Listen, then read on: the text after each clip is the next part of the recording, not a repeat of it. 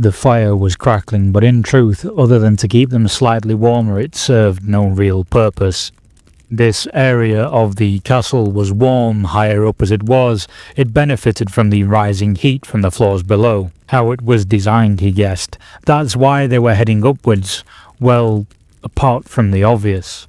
This castle was vast, and the old baron that had once called it home had his family living quarters up in its highest towers, so he could look down on the town below. Well, that's all backfired now, hasn't it? In the year of our Lord 1490, that's when it happened. The ground started to ooze a foul stench. Slowly it gripped the earth, and farmers complained that it was beginning to damage the crops. Slowly it became worse. People started speaking of curses for forgotten sins, and livestock began to die.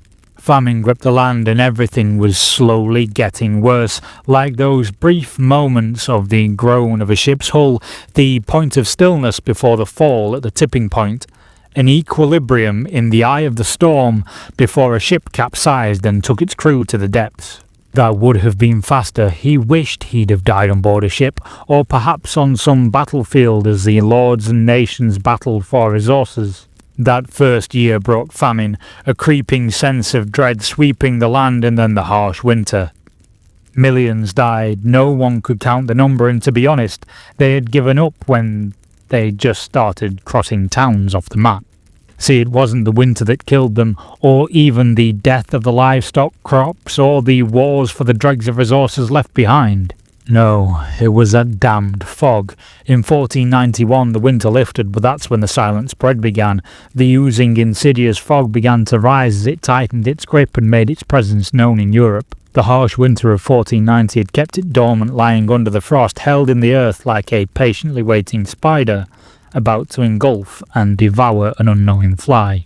The fog began to rise. The panic set in as the low-lying mist that clung to the ground. Its presence, the promise of death and decay, brought death to anyone who inhaled it. So it began. 1492, the year of desperation, the mad dash to higher and higher ground. People, those few who survived, grouped together in what some called doom companies, ever pushing higher and higher, scavenging, killing and clawing for the top, like rats in a slowly sinking barrel. Only man-made structures seemed to offer any reprieve from the thick, death-bringing mists of the creeping death, as the ground itself spewed it forth, like the long and pestilent breath of a world dying of plague. So here he was, racing to the top of a castle with the hope of a fresh breath of air for his old lungs, and another day higher than the fog that crept up silently, a few floors below, ready to kill them all. He wasn't alone, though. He had the scout boy Elias, a tanner by trade and an expert hunter.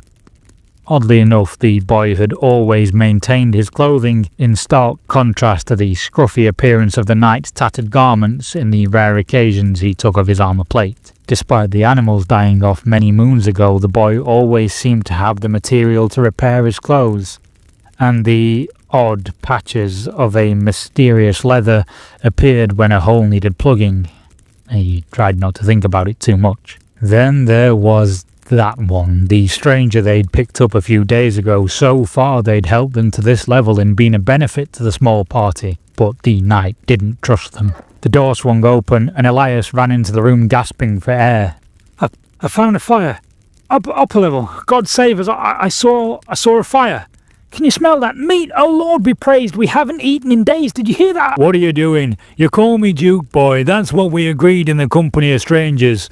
And you, well, you aren't you, boy, but I'm Duke. Who I was dead. I'm not that man anymore, none of us are. Elias looked taken aback by the scolding, but he knew his friend meant nothing by it, and in truth he didn't trust the stranger either. Why don't you allow him to say your name? We fight together. Eat, sleep, and we'll probably die together.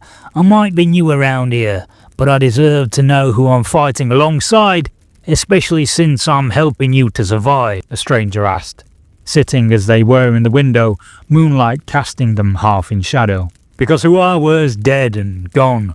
No use dwelling on past. Oh, when this all began after the thaw, I had a friend. He helped me and me daughter Isabel escape the fog. She'd seen her mum die and he helped us get out and get to higher ground. She called him the Night-Night Man because he'd sung her to sleep. He helped her forget about the horrors that we'd seen. And she were only 10. She loved him. I loved him. I were grateful. He helped us a lot. We survived because of him. I knew him from the Baron's army, a travelling musician with a beautiful singing voice. He could turn anyone's day from depths of despair to brightest of smiles. He looked after Izzy and I'd scout ahead. Sometimes I'd be gone for days, and he'd keep watch as I kept fighting, and we'd all keep going. But hunger changes a man. And one time I'd been gone a few days, and I came back, and I caught him eating. Who I were died that day and all. When I slit my own mate's neck and watched his blood mix with the last meal. She were 10. So you'll forgive me if I don't like strangers. The stranger was about to speak when the faint redolence of cooking meat slowly crept into the room. It drew all of their attention.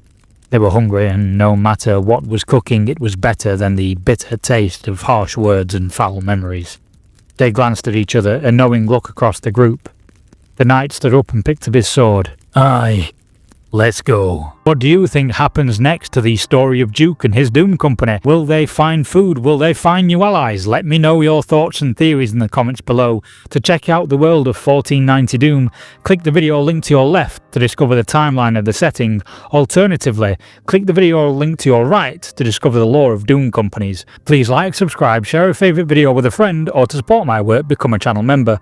For discounts on your hobby supplies, check out my affiliate links below, and to back the 1490 Doom game found, the link is in the description below. Thank you for watching, and I'll see you all soon.